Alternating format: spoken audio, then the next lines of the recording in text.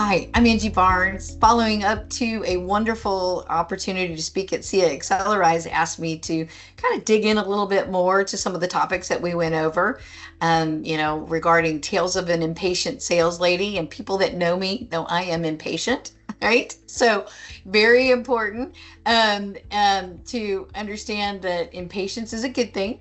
And then once you're impatient and you get your meetings and you set your meetings and you do all the preliminary work, you're going to go on the pains, gains, and claims. And then today we're going to talk about how do you close out the meeting the right way. So we talked about pains, gains, and claims. You're going to get all the way through. You're going to claim on what you're going to do. And then what's the most important thing to do? How do you create the roadmap for success with the account at the end of the first meeting or second meetings, could be third meetings. It's really, some of these things are repeatable, but sometimes it's very important on the first meeting that you close out the meeting correctly. So some of the things I always like to do is basically through my meeting, I have taken notes, right? As I've been taking notes, I might have somebody with me. So that person also might have some feedback to help me close out the meeting. So what I like to do is basically say, John, thank you so much for the time. Have that appreciation of the time that they've already given us today, and talk through, here's what we went over, right? And if you watch the recent video on the pains, gains, and claims, it'll tell you a little bit about what the things that you went over. And I'm going to kind of do a little summary for him, go over it, information, make sure he's in agreement with everything that I said and that I feel like came out of that meeting.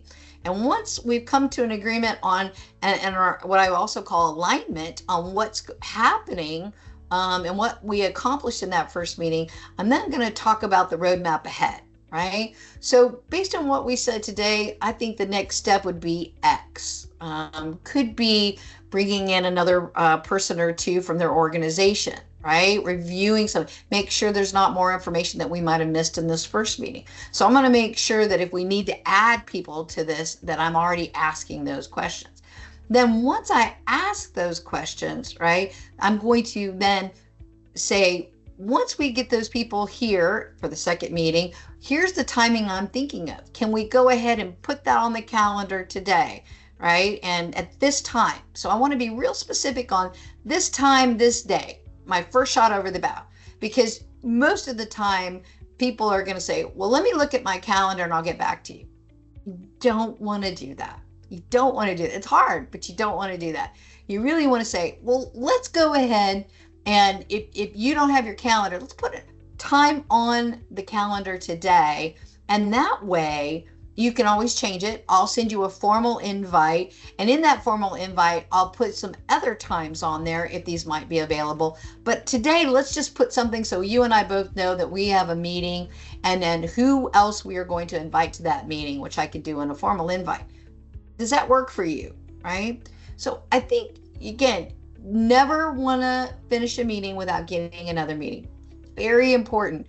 And again, unless the meeting was so bad, they won't do that. But we are thinking that you're a rock star and a superstar and you hit it out of the park, right? So once you've hit it out of the park, make sure that you have a calendar date and a time committed to by them and to you.